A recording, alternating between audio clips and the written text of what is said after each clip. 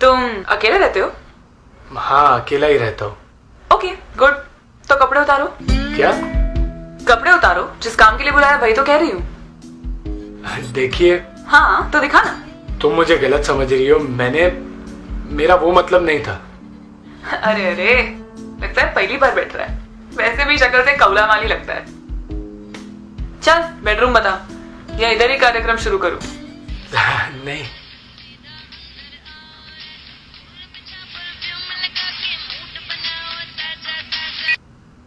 क्या रे चिकने, कल ही मिली थी ना तेरे से, आज क्यों फोन कर रहा है? देख अभी ग्राहक के साथ हूँ, काम निपटा के फिर बात करती हूँ। अरे तेरे को बोला ना ग्राहक के साथ हूँ, समझता नहीं है? दिमाग की मामत चोद, रखेल नहीं हूं मैं तेरी। चल फोन रख।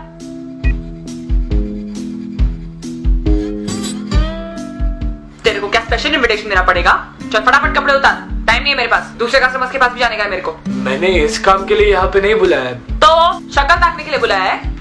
नहीं। पता नहीं किसका शक्ल देख लिया सुबह सुबह। एक ग्राहक मिला, वो भी मिला।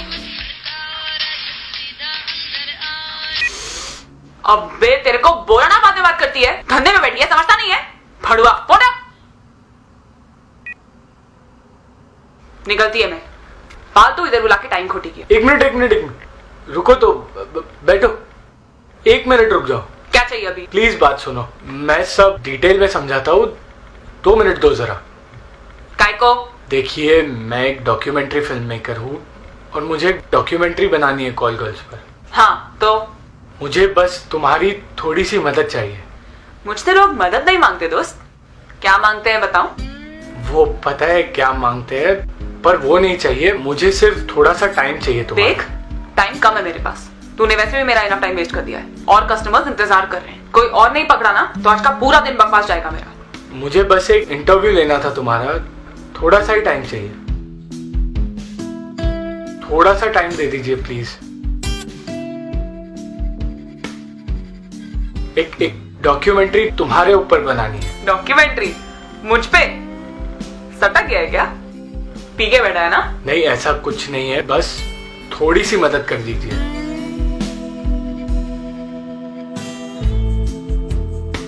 चल ठीक है, लेकिन फटाफट, पूरा दिन नहीं है मेरे पास। बस यही तो चाहता था मैं फिल्म के लिए, थोड़ी सी मदद।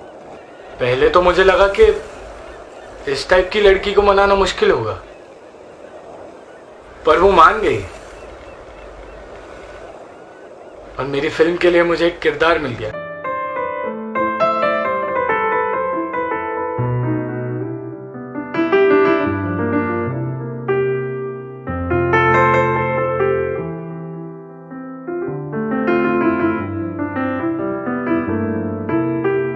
ए हेलो, ये कैमरा का क्या सीन है? मैं तेरे को क्या हाँ बोला तो तू मेरा फायदा उठाएगा, ब्लू फिल्म पे डालेगा मेरे को? नहीं, देख, मेरा भी रेपुटेशन है। माना मैं बाजारू हूँ, लेकिन मैं धंधा ना अंदर कमरे के अंदर करती हूँ, बाहर दुनिया के सामने नहीं। फटाफट कैमरा हटा इधर से, फटाफट। देखो, तुम मुझे गलत समझ रही हो। मैं बस इंटरव्यू ले रहा था तुम्हारा।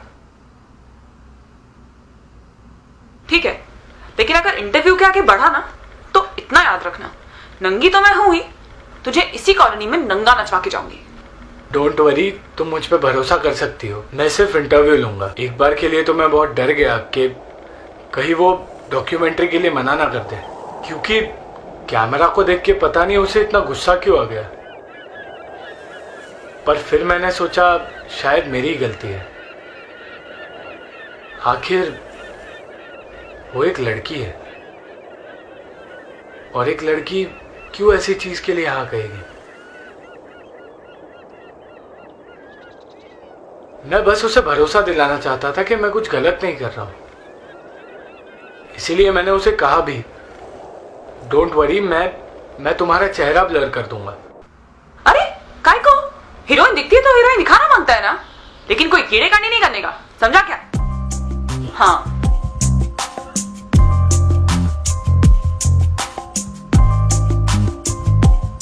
चल रेडी? हाँ। तुम्हारा नाम क्या है? अभिसारिका। तुम इस धंधे में कैसे आई? वो मुंबई जैसा शहर है, नौकरी मिलना बहुत मुश्किल है और जो नौकरी मिलता है उसमें पैसा मिलेगा कि नहीं उसका भी लोचा है। तो मैंने सोचा ये करते हैं। आधे तो 1.5 आने भरे इधर, लेकिन ये ऐसा धंधा है जिधर बराबर टाइम पे बराबर पैसा मिलता है, कोई उधार नहीं छोड़ता। तुम इस धंधे में अपनी मर्जी से आई हो या किसी ने धोखे से? हाँ, मैं अपनी मर्जी से आई थी। 18 साल की हो गई थी। गवर्नमेंट भी बोलता है कि 18 साल का होना मांगता है ये सब करने के लिए, और 18 साल का होने के बाद अपनी जिंदगी खुद जीने का, अपने हिसाब से जीने का। तो मैंने अपने हिसाब से जिया, बस। कभी किसी बड़े आदमी के पास भी गई हो एज अ कॉल गर्ल? हाँ, काफी बार।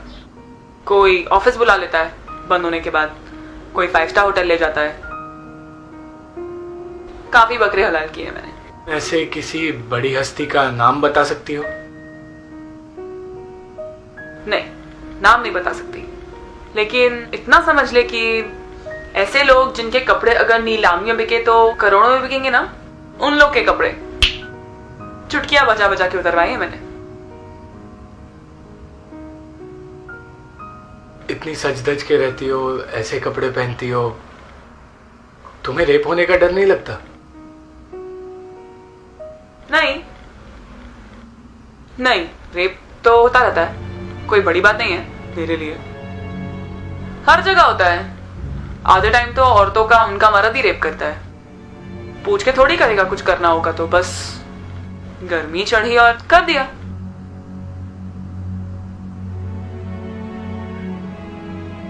लेकिन कुछ तेरे जैसे भी होते हैं जो समझ के लेते हैं। बस हो गया। बस इतने में तेरी फिल्म बन जाएगी? पूरी तो नहीं बनेगी, पर ठीक है, जितना जरूरी था पूछ लिया मैंने। तू कितना ठंडा है रे। तेरे को इतना अच्छा मौका मिला, इतनी अच्छी लड़की मिली, और तू ऐसे चिन्नी सवाल पूछ रहा था। एक कॉल गर्ल की जिंदगी से इतना ही नाता है ना। मैं समझा नहीं। जाने दे, तेरा काम हो गया, मैं चलती है। रुको, समझा के जाओ, वरना ये सवाल मेरे दिमाग में ही रहेगा हमेशा।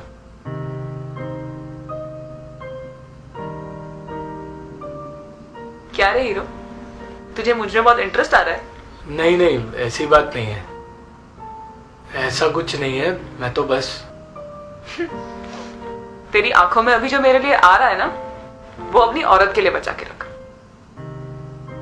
क्या है ना, हमें ना इज्जत उतरने से डर नहीं लगता, इज्जत मिलने से लगता है। पर मैं तो सिर्फ ये जानना चाहता था कि बस मुझे पता है तू क्या जानना चाहता था, क्या नहीं जानना चाहता था। तुझे क्या लगता है तू पहला इंसान है जिसने ऐसा सब इंटरव्यू लिया है मुझसे? मतलब कितने लोगों ने पूछा है। हाँ, यही सवाल नहीं, पर ऐसे ही, तेरा नाम क्या है, ये सब क्यों करती है, अपनी मर्जी से आई है क्या, किसी ने धोखे से लाया है तेरे को, कितना पैसा मिलता है, जब बिस्तर पे होती है तो तेरे को भी मजा आता है क्या। मेरे को लगा तू अलग है, थोड़े अलग सवाल पूछेगा, लेकिन नहीं। और क्या पूछता?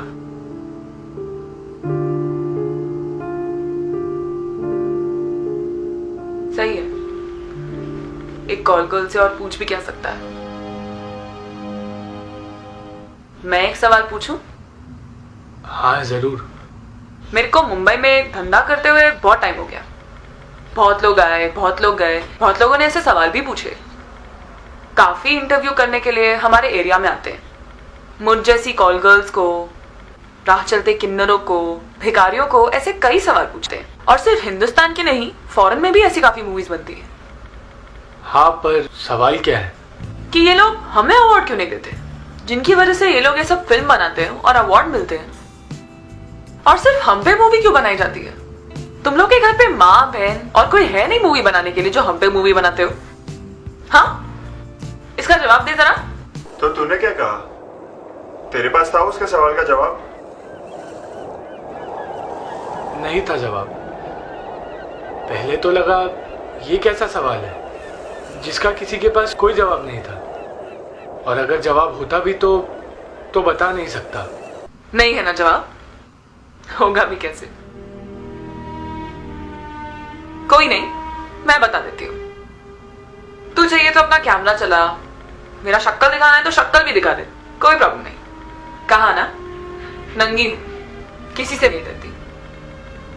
अब सुन, तुम लोग हम पे मूवी इसलिए बनाते हो क्योंकि तुम्हें लगता है कि हम तुमसे अलग हैं। हम बाजार में बिकते हैं तो कैमरा पे हमें नंगा करके किसी के बाप का थोड़ी कुछ जाना है। हम तो बस कोई चीज है ना, जिसे पैसे दो और खरीद लो, कोई भी खरीद सकता है। और वैसे भी अपनी पब्लिक को हर दिन कुछ ना कुछ नया नया गरम मसाला चाहिए रहता है, तो हम पे मूवी बनाओ और दिखा दो। लड़की है, बिक जाएगी, नहीं बिकी तो अवार्ड तो मिल ही जाएगा गवर्नमेंट की तरफ से। तुम लोग अपनी घर की औरतों पे मूवी क्यों नहीं बनाते? हम में कोई फर्क नहीं है, फर्क सिर्फ इतना है कि हम बदनाम हैं और वो दिल हमारे पास भी है, अच्छा बुरा हमें भी महसूस होता है, दुख और दर्द हमें भी पता है, प्यार और नफरत के बीच फर्क हम भी समझते हैं। उन्हें देवी का दर्जा दिया जाता है और हमें देवदासी बना के रखा गया है। उनकी लोग एक्चुअली सुनते हैं और हमें सिर्फ देखते हैं। जब मैं तेरे घर आई, तूने मुझसे मेरा नाम पूछा, अपना नाम बताया? क्यों? ताकि मैं तुझे बदनाम ना कर दूं। वहीं कोई दूसरी लड़की होती तो तू पहले उसे अपना नाम बताता, ताकि वो तुझे याद रखे, क्योंकि वो तुम्हारी दुनिया की होती है। कितना अच्छा डायलॉग है ना, तुम्हारी दुनिया। सच है ना, तुम लोगों ने हमें कभी अपने समाज का हिस्सा ही नहीं समझा, कभी अपने जैसा बनाया ही नहीं। अरे ऐसी बात नहीं है, सब ऐसे नहीं होते। ठीक है, मान लिया। इतना बता, मैं इतनी गर्मी में तेरे घर आई, एक गिलास पानी भी नहीं पूछा तूने मुझसे। इतनी गैरत तो हमें भी होती है दोस्त, हम क्या इंसान नहीं? अब आई एम सॉरी, मैं एकदम से भूल गया। सही है, हम भूलने वाली चीज ही तो है। आज मैं तो कल कोई और, बहुत है मार्केट में अवेलेबल, पर ये तुझ पे लागू नहीं होता क्योंकि तूने तो कुछ किया ही नहीं। पर इसका मतलब ये थोड़ी है कि अगला छोड़ देगा। शायद मैं अब तक अभिसारिका के दिल में छुपी उस मासूम लड़की को देख चुका था, जो मुझे उसकी आंखों के जरिए दिखाई दे रही थी। उसकी बातें जानो खंजर की तरह दिल पे वार कर रही थी। एक बात पूछूं? पूछना बिंदास। क्या इतना सुन के सोने का मन कर रहा है? नहीं, पर तुम इतना कड़वा क्यों बोलती हो जब तुमने ही ये धंधा चुना है? सच कड़वा ही होता है, सिर्फ इसलिए क्योंकि मैंने ये धंधा चुना। इसका मतलब ये नहीं कि मुझे अच्छा लगता है। जब मैं लोगों के साथ सोती हूं, पैसे मिलते हैं, बिकती हूं, घिन मुझे भी आती है, दर्द मुझे भी होता है, लेकिन क्या करूं?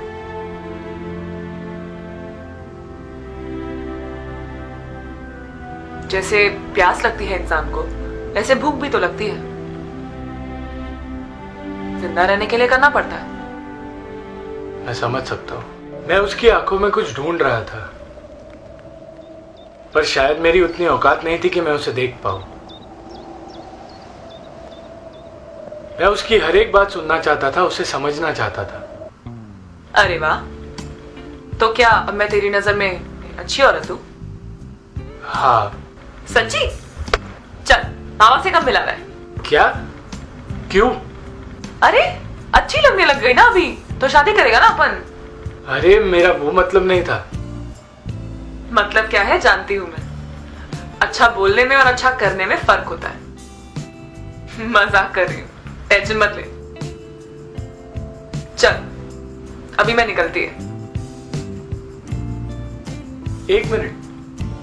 अब क्या? तुम्हारे पैसे?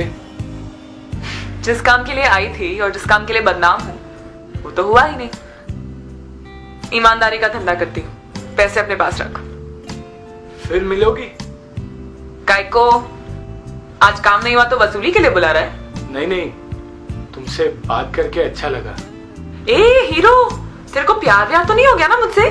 वैसे हुआ है तो ठीक है, अगली बार भागी भागी चली आऊंगी, लेकिन आज अपने को जाना है। उसके बाद वो कभी मिली तुझे? बस वो दिन मेरी और अभिसारिका की पहली और आखिरी मुलाकात थी।